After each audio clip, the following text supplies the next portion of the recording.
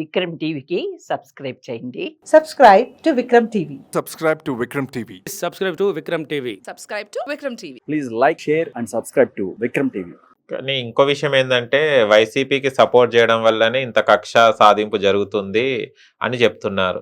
దీని మీద ఏమంటారు? ఇది కూడా మీరు వినొచ్చు. ఫస్ట్ వచ్చింది ఇదేగా. అదే ఫస్ట్ అల్లు అర్జున్ గారు వైసీపీకి సపోర్ట్ చేయడం. అల్లు అర్జున్ గారు నిజంగా ఆయన టైం బ్యాడ్ నడుస్తుంది నేను ఫీల్ అవుతున్నా. ఎందుకంటే చాలా మంది ఇవన్నీ ట్రాష్ రా, హార్డ్ వర్క్ ఉంటే ఇవన్నీ పోతారా అని చెప్తారు, కానీ ఆయన శిల్పా రవీంద్ర దగ్గరికి ఎప్పుడైతే వెళ్ళారో అప్పటి నుంచి పాపం టైం బ్యాడ్ అనుకోవాలి ఒక విధంగా. అప్పుడు కూడా రాద్ధాంతం మేము సినిమా ఆడినామని ఆయన యాంటీ ఫ్యాన్స్, బన్నీ ఏంటి ఇలా చేశాడని చాలా, అంటే అక్కడ కూడా ఒక వెర్షన్ ఉందండి. ఫర్ ఎగ్జాంపుల్ మీ బ్రదర్ ఉన్నారు, మీ బ్రదరే పార్టీ పెట్టాడు అనుకోండి, ఆయన పోటీ చేస్తున్నాడు ఎమ్మెల్యేగా.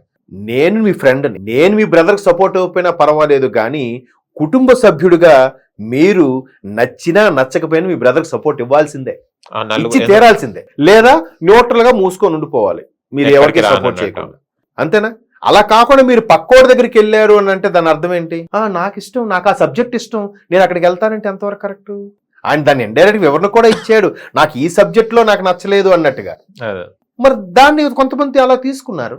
ఇప్పుడు ఆ రోజు శిల్పారావు గారి దగ్గరికి వెళ్ళడం కూడా చాలా మంది ఎలా తీసుకున్నారంటే, ఓకే కుటుంబం అంతా కూడా ఎక్కడెక్కడ వాళ్ళు జబర్దస్త్ ఆర్టిస్టులు, జూనియర్ ఆర్టిస్టులు కూడా ఎవరు పవన్ కళ్యాణ్ పిలుపు చేయకపోయినా, రండిరా బాబు అని ఎవరిని పిలవకపోయినా వాళ్ళు సొంతంగా వెళ్ళి క్యాన్వాసింగ్ చేశారు పిఠాపురంలో. మీరు చూసారో లేదో? చాలా మంది, అందరు హీరోలు, ఈవెన్ అల్లు అరవింద్ గారు కూడా ఆ రోజు పిఠాపురం వెళ్ళారు, ఈయనొక్కడు ఇటు వెళ్ళాడు కదా. ఆ వెళ్ళడం ఎలా పోర్ట్రే అవుతుంది? సో ఈయనకి పవన్ కళ్యాణ్ అంటే ఇష్టం లేదా, పవన్ కళ్యాణ్ గారు రాజకీయాల్లోకి వెళ్ళడం ఇష్టం లేదా అన్నట్టుగా పోర్ట్రే అయింది కదా. సో ఎవరి వ్యక్తిగతం వాళ్ళది, ఎవరి ఇష్టం వాళ్ళది, నేను కాదనట్లేదు, అయిపోయింది. అప్పటి నుంచి పాపం ఆయనకి కంటిన్యూగా అటాక్ అవుతుంది. మరి ఇప్పుడు పవన్ కళ్యాణ్ గారు రాలేదంటారు కొందరు, పవన్ కళ్యాణ్ గారు రాకపోవడం వల్ల ఇలా జరిగిందంటారు కొందరు, పవన్ కళ్యాణ్ గారే చేయించారన్న కూడా ఉన్నారు. ఆయన ఎందుకు చేయిస్తాడండి? ఇంకొకటి మన వీడియో నేను చూశాను, అంటే చంద్రబాబు నాయుడు గారు పవన్ కళ్యాణ్ గారికి ఏమో చెప్తుంటారు, బన్నీ అరెస్టే చెప్తున్నారు చూడండి, షాక్ అయ్యారు లోకేష్ చూశారు. అదే చూసాను. ఎట్లా అయిపోయిందంటే నా వార్తలు నా ఇష్టం అని ఒక ఇప్పుడు నడుస్తుంది. ప్రతి ఒక్కరు ఫోన్, ప్రతి ఒక్కరు ఒక ఛానల్ పెడుతున్నారు, థంబ్నైల్ పెడుతున్నారు.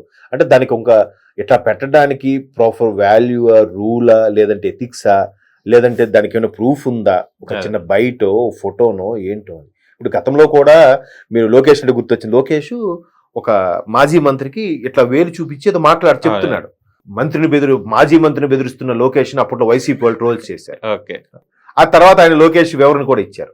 సో ఎట్లా అంటే ఈయన మాట్లాడుతుంది ఏంటి, మొన్న సైబర్ క్రైమ్ సంబంధించి సోషల్ మీడియా ట్రోల్స్ గురించి మాట్లాడిన ఫోటో అది చంద్రబాబు నాయుడు గారు, పవన్ కళ్యాణ్ గారు. వీళ్ళు ఏం చేస్తున్నారు, బన్నీ అరెస్ట్ మంచి పని అయిందా, బాగా చేసావా అన్నట్టుగా ఏదో. ఇంకొకటైతే పవన్ కళ్యాణ్ చంద్రబాబుకి చెప్పి చంద్రబాబు గారు రేవంత్ రెడ్డికి ఫోన్ చేశారట, అందుకు ఎలా చేశారంట. మరి ఆయన అరెస్ట్ అయినట్టు చంద్రబాబు నాయుడు గారు కూడా ఫోన్ లో మాట్లాడారన్నట్టు కూడా విన్నాను నేను బన్నీ గారితో. మరి ఎందుకు మాట్లాడతారు? అంటే నరం లేని నాలుకండి, ఎటైనా తిరుగుతుంది, ఏదైనా ఉంటుంది. ఎట్లా అంటే బహుశా వీడే చేయించుంటాడురా అని అనే పదం కొంత దూరం వెళ్ళాక వీడే చేయించాడురా మారిపోతుంది.